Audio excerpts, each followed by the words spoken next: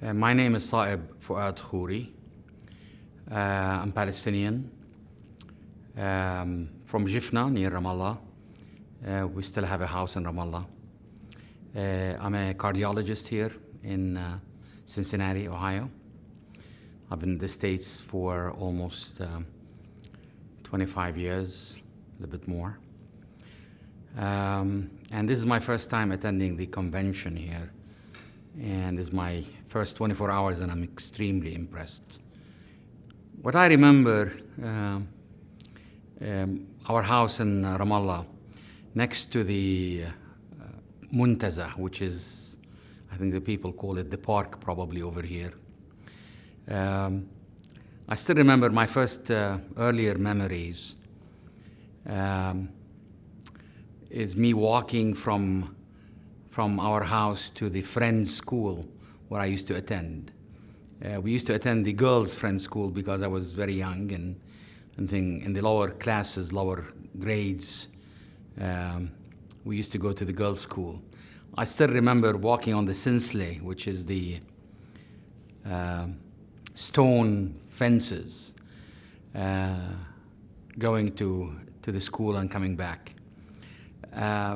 My house over there, I still remember it as being my entire universe. It was, we shared the house. Half of the house was for our family, the other half was for my uncle's family. It was an amazing experience, childhood made in heaven, basically. The streets of Ramallah were always the most beautiful for me. Even if I call or recall any memory about Ramallah, I still remember when we used to walk down the streets to the Muntaza, to the park, next to this old man's shop, which was probably maybe 3 to 4 feet by 3 to 4 feet, where you used to buy some chewing gum or candy. That was the world for me. The people were happy. Everyone knew everyone else. It was a beautiful setting, beautiful life.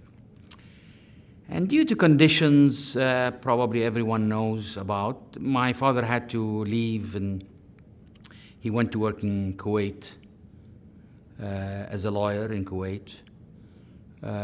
We moved to Kuwait, but Ramallah was still the homeland, was still the origin. We used to go to Ramallah almost every year. And then 67 happened, and then after that, life became a little bit more difficult for us to go. It became more difficult for us to go on regular basis. We lived in Jordan, but Ramallah was always our target. We always looked back at the days and the years of Ramallah. My grandfather was the priest of a village, Jifna. And at one time he was the mayor, and then my uncle became the mayor. We call it Mukhtar al-Qaryi. Visiting him and he visiting us in Ramallah was an amazing, eventful, ceremonious day for us.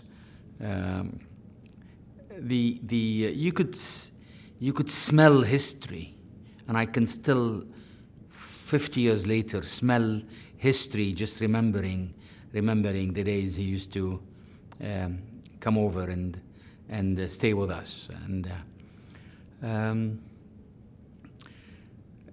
it's the memories then faded away, sadly faded away, till I visited Ramallah back in almost 2000, in the year 2000. And Ramallah had changed so much, politically, socially. People were unhappy. Many people left. Buildings changed. We used to celebrate the old pattern of architecture of Ramallah. It was unique. It became infiltrated with modern houses and modern architecture and modern buildings, commercialized. It took away a lot from Ramallah. Again, in probably 10 years later, I could sense more and more separation. At one time, we were thinking of even selling our house there. But luckily, my family, cousin, and I decided to actually refortify it, build another floor, renovate it. We decided it's too important for us to give up this memory, to give up this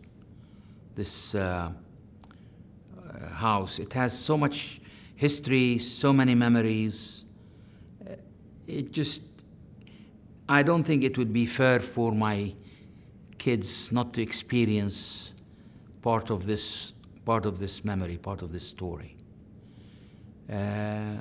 So I'm happy we decided to reconnect with the land.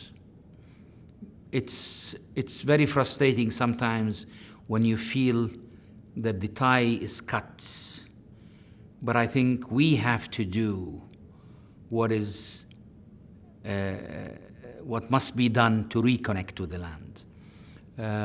We have to show that we deserve the land. It's not that it was given to us. I think we have to deserve it. We have to really win the love back, the love of the land back. And I hope the land loves us again as much as we loved it, and we still do.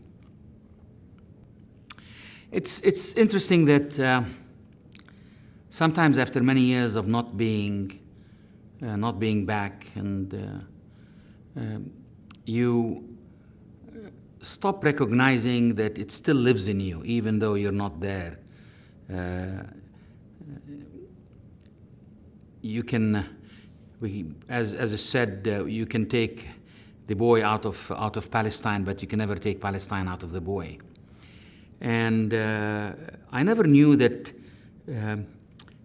slowly and occasionally and without me realizing, I used to tell little stories to my children about Palestine and about Ramallah and Jifna.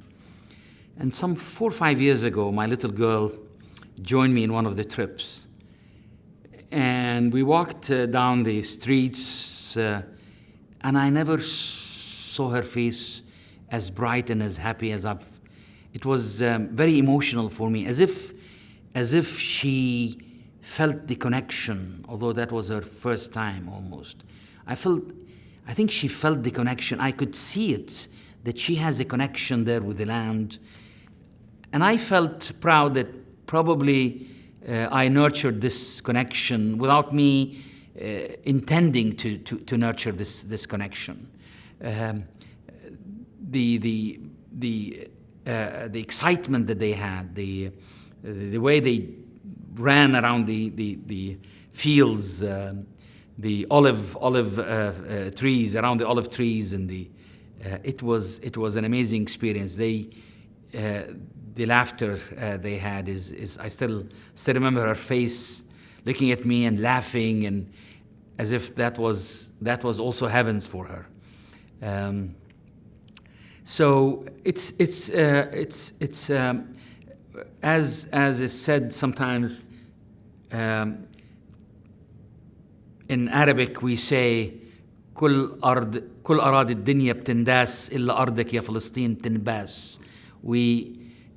Your land oh, Palestine, or the rest of the world, the land is stepped on, but your land, people have to kiss it and have to hug it and have to adore it. And I think as we grew apart physically and geographically, the connection remained not only as strong, but deeper.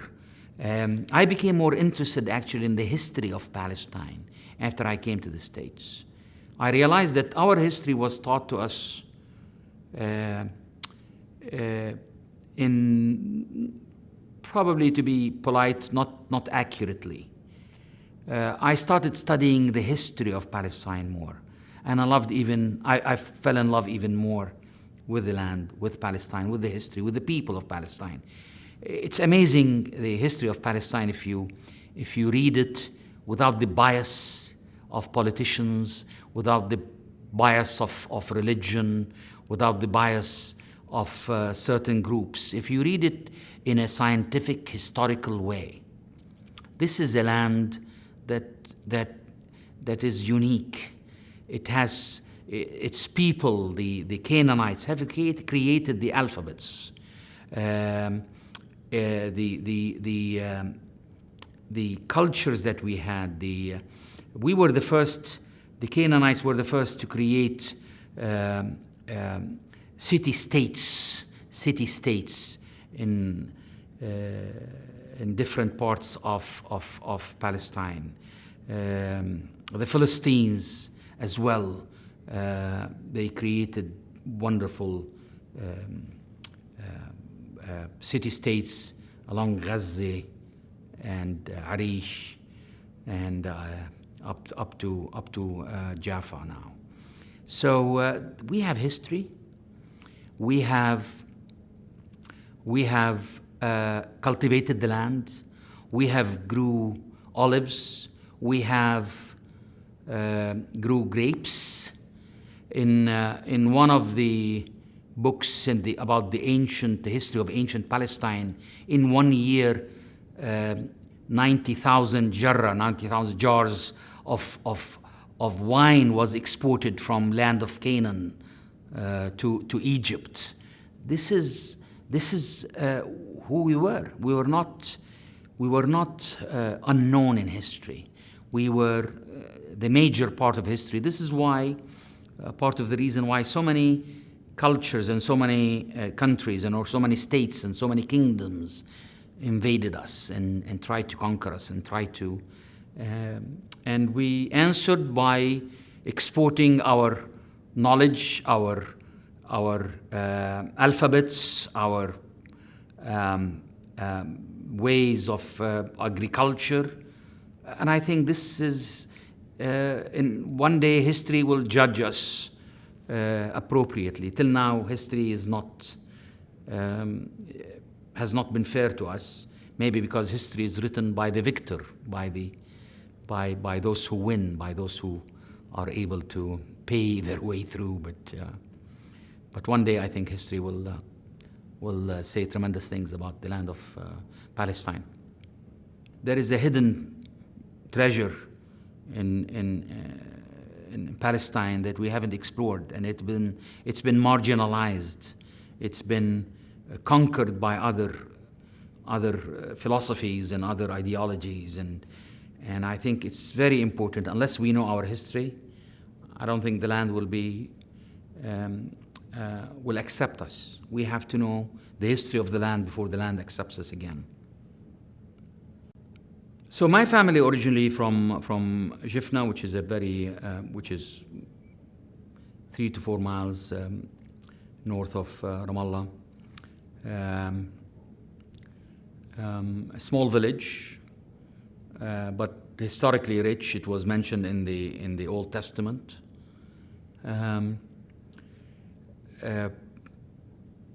The connection to this land was very. We were brought up to cherish this connection. But my father worked as a lawyer in Ramallah, brought him to Ramallah, and this is where he built the house there, and we became part of the Ramallah community. He was very active in Ramallah and Ramallah's politics. Something eventually that led him to leave to Kuwait. But the entire family was very much interconnected. It's very interesting that, this is my first time attending this meeting and this convention, and I met so many people, and we'd discuss, we'd mention a name, and they'd immediately realize that we have this common friend or common relative, and the connection is always there. It's amazing how everyone knows everyone in Ramallah. It's the families of Ramallah still have amazing connection, which made me extremely emotional over here, because I've seen this person, I've seen this man or woman 30, 40 years ago, much younger. My memory probably does not serve me, but I know that the name is familiar. The meeting places that we discuss. I still remember these places, although I might not remember the incident. But so this is Ramallah for us. It was just whenever we used to go back to Ramallah and going to the Rukab ice cream parlor, it was an exciting thing for us, because there's a meeting place. Everyone would know everyone over there, enjoying Rukab's ice cream, or go to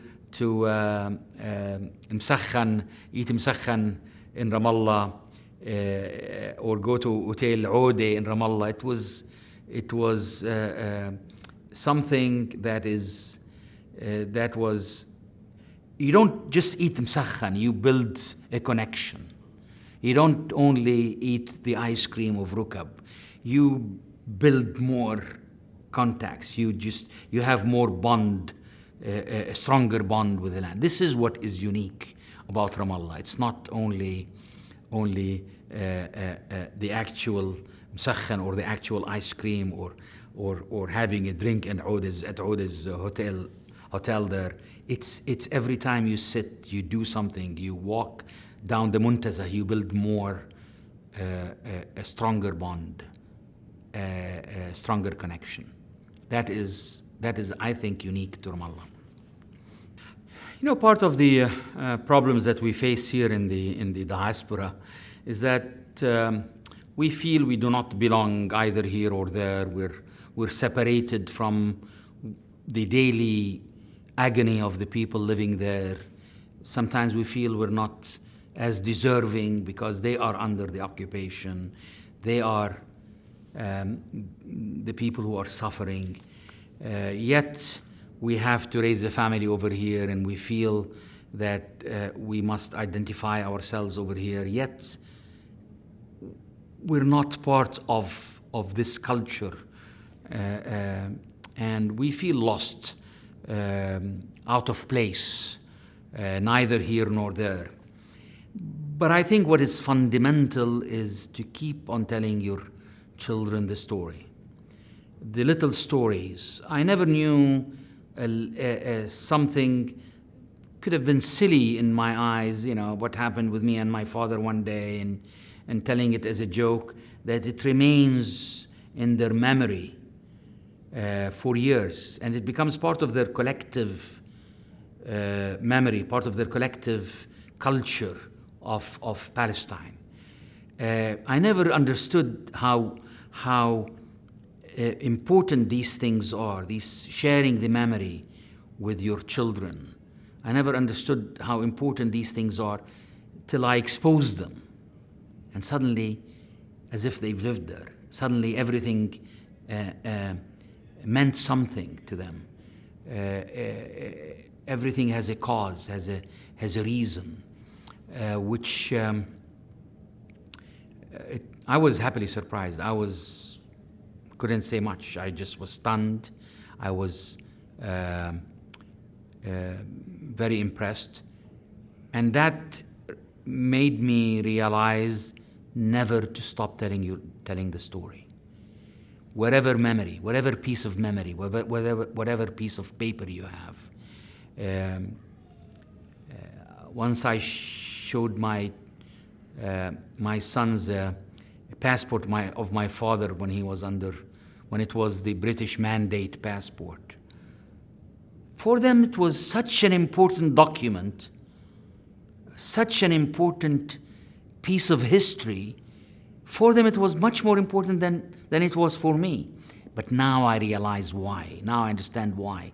They're trying to cling to every single piece of history, every single piece of paper that would connect them to the history. Isn't that because... For me, this piece of paper is not as important as a particular experience over there. For them, this is the only thing they have. This piece of paper, this picture, this passport, old passport, this letter that I received from my father, this headdress that he had one day. This is what they have. And as little as we think these things are, as immaterial, for them this is everything. And we should never think that these are too silly, too insignificant for them to share, to understand, to grasp. Because they're trying to build their own memories as well. They're trying to build their own connections, their own roots. I mean, they identify that they have roots from there. So they're trying to find any piece of that connects them. It's like the roots of a tree, of a plant, tries to grow to find any drop of water. And I think this is what they're trying to do. Any drop of water, any piece of paper, any picture, any story, any experience you've had, for them is enough to strengthen their sense of connection, their sense of belonging to the land. And I think unless we push for this connection to the land, the sense of belonging, Palestine is lost forever. We have to keep on pushing, and we have to keep on reminding them. And I'm not saying pushing in an aggressive way. Sharing a story, sharing a talk, sharing a joke, sharing a picture, that's enough to build some sort of a memory that adds to their collective consciousness. Well, this convention was a surprise for me. I thought at one time that where people are not interested, this convention showed me otherwise, that there is an amazing work that's being done. I'm very proud of those who are behind this. I was very much surprised. I was flabbergasted by the commitment, the connection, people who are even second generations, and they still have this amazing connection. So if you had asked me this 2 days ago, I'd have said, yeah, well, people are not very much interested. Yesterday and today was a wake-up call for me. And I'm even my kids, my first time coming to this convention, they left us after an hour, and they went with new friends. They developed new connections, new friends. For them, this is their new connection to the land, to the culture, to Palestine, which is an amazing experience, an amazing feeling. I was extremely happy and emotional when I saw my son leaving out and going with new friends. It was an amazing scene.